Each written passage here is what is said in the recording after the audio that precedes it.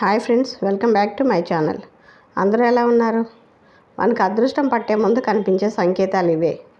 కొంతమందిని అనేక సమస్యలు బాధిస్తూ ఉంటాయి. ఆ సమస్యల్లో ఆర్థిక సమస్యలు ఒకటి. ధనం మూలం ఇదం జగత్ అన్నారు పెద్దలు. తన సమస్య అనేది తీరని లోటుగా కొంతమందికి ఉండిపోతుంది. ఆర్థిక సమస్యలు పోయి అదృష్టం పట్టే ముందు కనిపించే సంకేతాలు తెలుసుకుందాం. అయితే లక్ష్మీదేవిని సంపదల దేవతగా పరిగణిస్తూ ఉంటాము. మహాలక్ష్మి అనుగ్రహం ఉంటే చాలు ఎవరైనా ధనవంతులు అవుతారని, తమ జీవితాంతం సంతోషంగా ఉంటామని, తమ ఇల్లు సంపదలతో నిండి ఉంటుందని నమ్ముతాము. మనసులో ప్రతి ఒక్కరూ ధనలక్ష్మి ఆశీస్సులు కావాలని, ఆ తల్లి మన ఇంట్లో ఉండాలని కోరుకుంటూ ఉంటాము. అయితే వాస్తుశాస్త్రం ప్రకారం లక్ష్మీదేవి మన ఇంట్లోకి వచ్చే ముందు కొన్ని శుభ సంకేతాలను తీసుకువస్తుంది. అవేంటో ఇప్పుడు ఈ వీడియోలో మనం తెలుసుకుందాము. ఇంట్లోకి నల్లచీమలు గుంపుగా చేరి ఏదైనా వస్తువును తినడం ప్రారంభిస్తే లక్ష్మీదేవి మీ ఇంట్లో అడుగు పెడుతుందని అర్థం. ఈ విషయాన్ని చాలామంది నమ్ముతూ ఉంటారు. అంతేకాదు, ఉదయాన్నే లేవగానే అనుకోకుండా ఒక తెల్లని పక్షి కనుక మనకి కనిపిస్తే, లేదా పక్షి గూడు కట్టుకుంటూ కనిపిస్తే అది చాలా శుభసూచకంగా ఉంటుంది. అయితే కొన్ని కారణాల వల్ల ఆ చెట్టును నరికితే దానివల్ల అశుభ ఫలితాలు వచ్చే అవకాశం కూడా ఉంటుందండి. ఇక మరొకటి ఏంటంటే, 3 బల్లులు కనుక ఇంట్లో కనపడినట్టయితే ఒకచోటే లక్ష్మీదేవి మన ఇంటికి వస్తుందని అర్థం.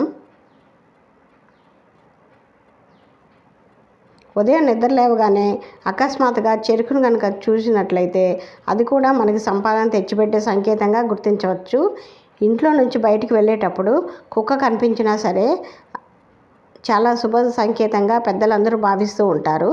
మనకి మంచి జరుగుతుందని, మనం కుబేర్లు అవుతున్నామని, మన ఇంట్లోకి లక్ష్మీ అమ్మవారు వస్తున్నారని చాలామంది మన శాస్త్రజ్ఞులు అలాగే జ్యోతిష్యులు నమ్ముతూ ఉంటారండి. అలాగే బంగారం కళ్ళలోకి వస్తే వాటిలో చాలా సంపద మరియు విజయానికి సంబంధించిన కళలు అయితే, కళలో కనుక 6 విషయాలను చూసినట్లయితే అదృష్టం కలిసి వస్తుందని చెప్తున్నారు. ఒక ఇంట్లోకి ధనం రావటం ఎవ్వరూ ఆపలేరు.